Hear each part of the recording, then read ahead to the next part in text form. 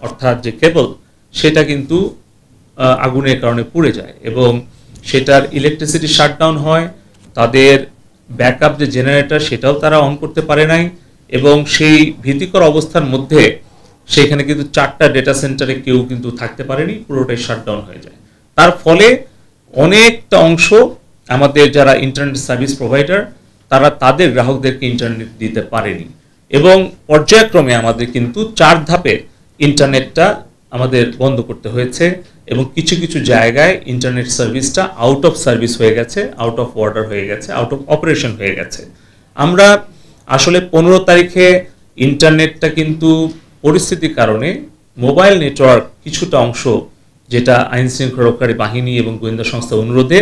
আমাদের জিও ফেন্সিংয়ের মাধ্যমে সেটা কিছু কিছু অংশ ঢাকা ইউনিভার্সিটি এবং এই এলাকায় ওখানে ওয়াইফাই ছিল হলে, কিন্তু মোবাইল নেটওয়ার্ক 4Gটা ছিল না। তারপরে বাংলাদেশের কিছু এলাকায় পরের দিন পরিস্থিতি আরও খারাপ হওয়ার পরে আইন শৃঙ্খলা রক্ষাকারী বাহিনীর অনুরোধ ক্রমে সেই এলাকাগুলোতেও 4G নামিয়ে 2Gতে আনা হয়। কিন্তু 18 তারিখ বৃহস্পতিবারে যখন বিকাল 3টা থেকে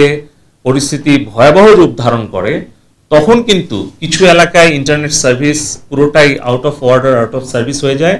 এবং কিছু এলাকায় আমরা বাধ্য হই। এভাবে কিন্তু আমাদের 3টা দিন পরে 4র্থ দিন পর্যন্ত আমাদের ইন্টারনেটটা কিন্তু আমরা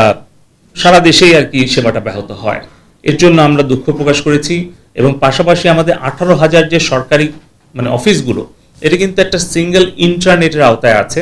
এবং ব্যাংকিং যে সেবাগুলো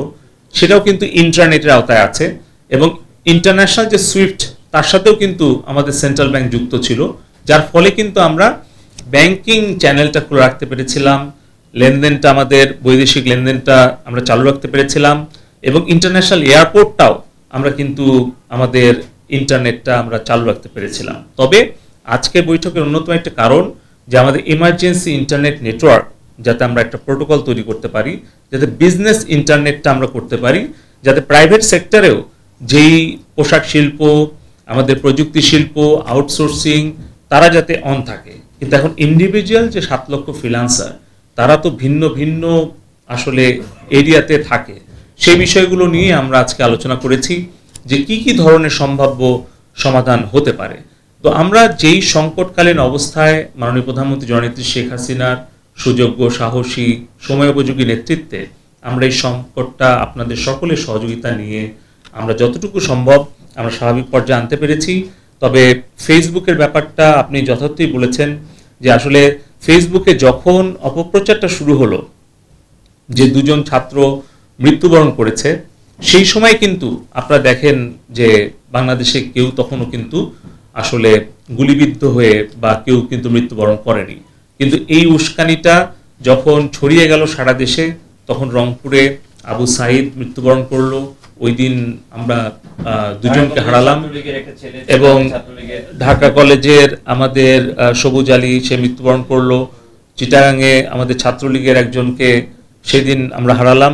এবং এর প্রেক্ষিতে কিন্তু সব মিলিয়ে প্রায় 6 জনকে আমরা হারালাম।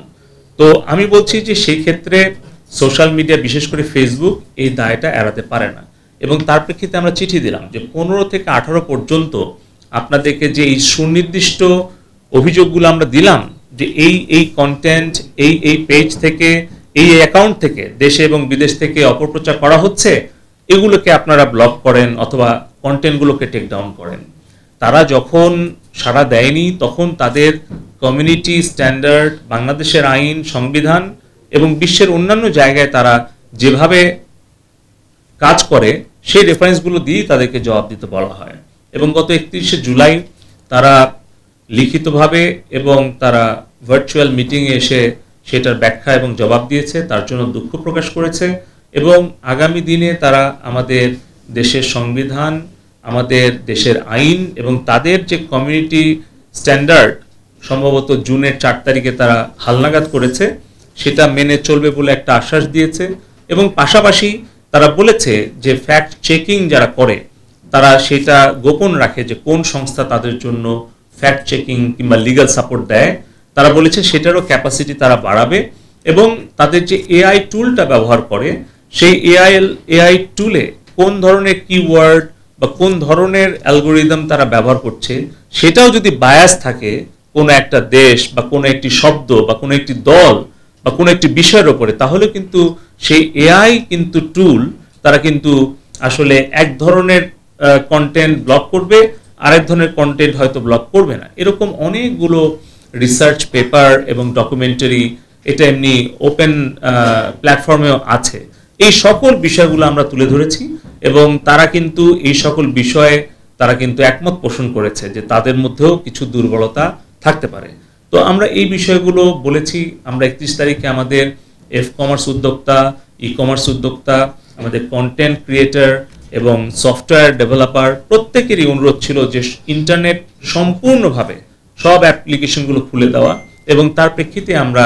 এটা তাদের আশ্বাসের ভিত্তিতে খুলে দিয়েছি। এবং আমাদের প্রত্যাশা থাকবে যে তারা ইউরোপ, আমেরিকা, অস্ট্রেলিয়াতে অন্যান্য দেশে যেভাবে তারা তাদের কার্যক্রম